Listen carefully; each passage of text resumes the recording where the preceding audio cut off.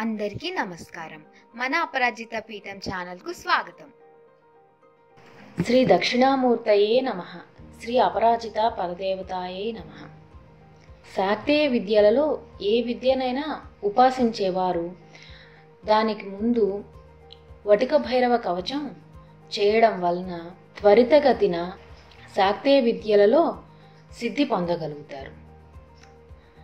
అలాంటి రుద్రయామళంలో స్వయంగా పరమేశ్వరుడు పార్వతీదేవికి చెప్పినటువంటి శ్రీ వటుక భైరవ బ్రహ్మ కవచం గురించి తెలుసుకుందాం.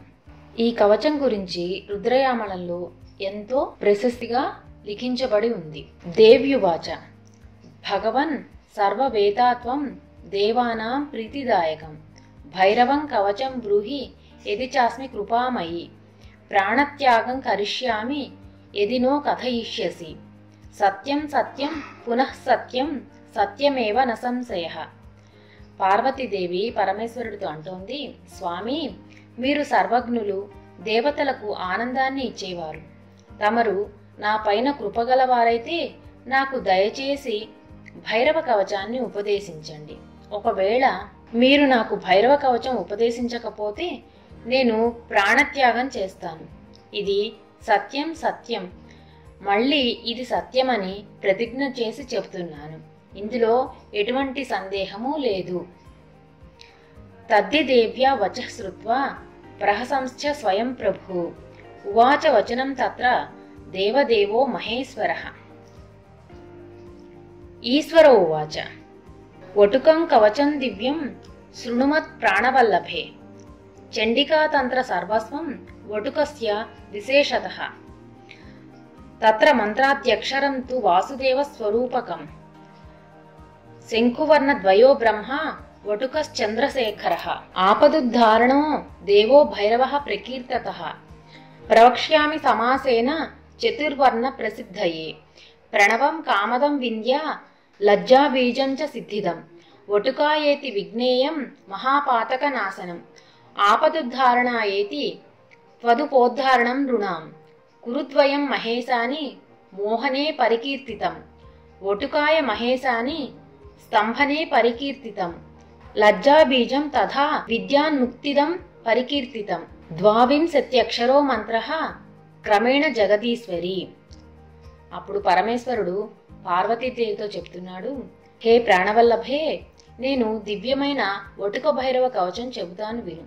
చండికా తంత్రం ఈ వటుక భైరవ కవచాన్ని సర్వస్వంగా భావిస్తుంది. ఈ మంత్రంలోని మొదటి అక్షరం వాసుదేవ స్వరూపంతో సమానం. చంద్రశేఖరుడు, వటుక భైరవుడు ఇద్దరిని బ్రహ్మ శంఖవర్ణం కలవారుగా వర్ణించారు. భైరవుడు ఆపదల నుంచి రక్షించే దేవుడు. ధర్మ అర్థ కామ మోక్షాల సిద్ధి గురించి నీకు సంక్షేపంగా వివరిస్తాను. ప్రణవాన్ని కామదాయకంగాను లజ్జాబీజాన్ని సిద్ధిప్రదంగాను ఎరగాలి. వటుక బీజాన్ని మహాపాతకాల నుండి కాపాడేదిగా గ్రహించాలి. ఆపదుద్ధారణ పదం ఆపదల నుంచి రక్షిస్తుంది. కురు కురు పదాలు మోహనాన్ని కలిగిస్తుంది. హే మహేశాని వటుకాయ పదం స్తంభనాన్ని కలిగిస్తాయి. లజ్జాబీజం ముక్తిదాయకం. హే జగదీశ్వరి, భైరవ కవచ మంత్రం 22 అక్షరాలు కలది. కవచం ఓం పాతు నిత్యం శిరసి పాతు హ్రీం కంఠదేశకే వటుః పాతు నాభౌ శాపదుద్ధరణాయ చ కురుద్వయం లింగమూలే త్వాధారే వటుక స్వయం చ సర్వదా పాతు హ్రీం బీజం బాహోర్యుగలమేవ చ షడంగ సహితో దేవో నిత్యం రక్షతు భైరవః. ఓం హ్రీం వటుకాయ సతతం సర్వాంగం మమ సర్వదా. ఓం హ్రీం పాదౌ మహాకాళః పాతు వీరాసనో హృది. ఓం హ్రీం కాళః శిరః పాతు కంఠదేశే తు భైరవః. గుణరాట్ పాతు జిహ్వాయామష్టభిః శక్తిభిః సహ. ఓం హ్రీం దండపాణి గుహ్యమూలే భైరవీ సహితస్తథా. ఓం హ్రీం విశ్వనాథః సదా పాతు సర్వాంగం మమ సర్వదః. ఓం హ్రూం అన్నపూర్ణ సదా పాతు చాంసౌ రక్షతు చండికా అసితాంగః శిరః పాతు లలాటం రురుభైరవః. ఓం హ్రీం చండభైరవః పాతు వక్త్రం కంఠం శ్రీక్రోధభైరవః. ఉన్మత్తభైరవః పాతు హృదయం మమ సర్వదా. ఓం హ్రీం నాభిదేశే కపాలీ చ లింగే భీషణభైరవః. సంహారభైరవః పాతు మూలాధారం చ సర్వదా. ఓం హృం బాహుయుగ్మం సదా ఆపద్భైరవో మమ కేవలం. హంసబీజం పాతు హృది సోహం రక్షతు పాదయోః. ఓం హ్రీం ప్రాణాపానం సమానం చ ఉదానం వ్యానమేవ చ.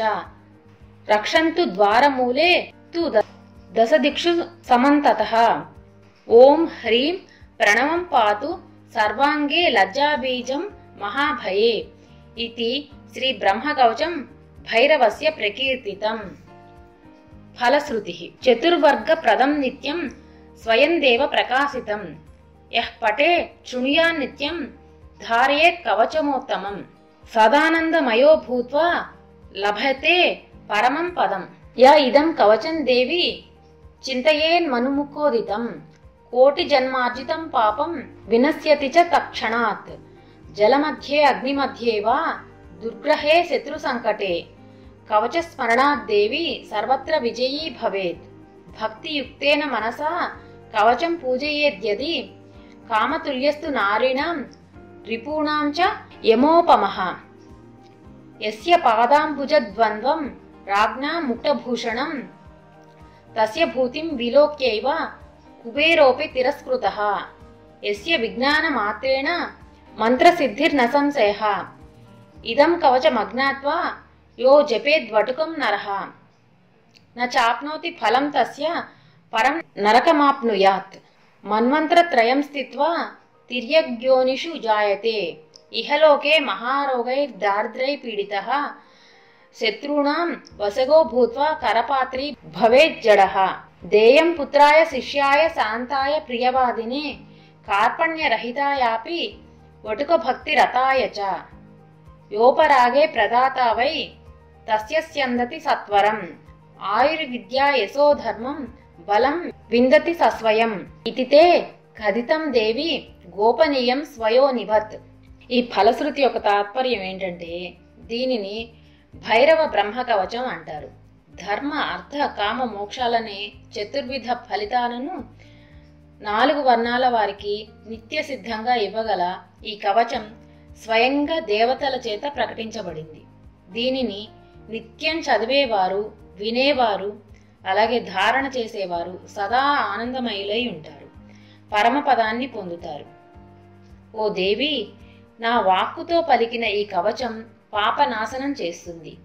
దీనిని నిత్యం చింతించే వారి కోటి జన్మల పాపాలైనా తక్షణమే నాశనమవుతాయి. అంతేకాక ఈ కవచాన్ని స్మరించేవారు జలం నుండి, అగ్ని నుండి, దుష్ట గ్రహాల నుండి, శత్రువుల నుండి, ఎదురయ్యే ప్రమాదాల నుండి సర్వత్రా విజయాన్ని పొందుతారు. భక్తియుక్తులై మనసులో ఈ కవచాన్ని పూజించేవారు స్త్రీల దృష్టిలో మన్మధులుగాను, శత్రువుల దృష్టిలో యములుగాను కనిపిస్తారు. వారి 2 చరణాలు రాజుల కిరీటాలకే భూషణాలవుతాయి. వారి విభూతి మీద దృష్టి నిలిపిన కుబేరులు కూడా తిరస్కృతులవుతారు. ఈ కవచం యొక్క జ్ఞానం చేత మంత్రసిద్ధి కలుగుతుంది అనడంలో సందేహం ఏమీ లేదు. ఈ కవచాన్ని ఎరుగక వటుక భైరవ మంత్ర జపం చేసేవారు ఏనాటికి సిద్ధి పొందలేరు. అంతేకాదు, వారు ఘోరాతి ఘోరమైన నరకాన్ని పొందుతారు. 3 మన్వంతరాల కాలం వరకు వారు పశుయోనులను పొందుతారు, లేదా ఈ లోకంలోనే దారిద్ర్యతను లేక మహారోగాలను పొందుతారు. ఈ కవచాన్ని శత్రువులకు ఇచ్చిన వారు స్వయంగా నాశనం అవుతారు, లేదా వారు జారులవుతారు. ఓ ప్రియవాదిని, శాంతులు, పుత్రులు, శిష్యులకు మాత్రమే ఈ కవచం ఇవ్వదగ్గది. లోకాన్ని విడిచి వటుక భైరవుడి భక్తిలో రతులైన వారు వైరాగ్యాన్ని, దీర్ఘాయువును, విద్యను, యశాన్ని, ధర్మాన్ని, బలాన్ని పొందుతారు అనడంలో సందేహం ఏమీ లేదు. ఓ దేవి, నేను కవచాన్ని గురించి చెప్పినదంతా స్వయోనిలాగా రహస్యంగా ఉంచాలి.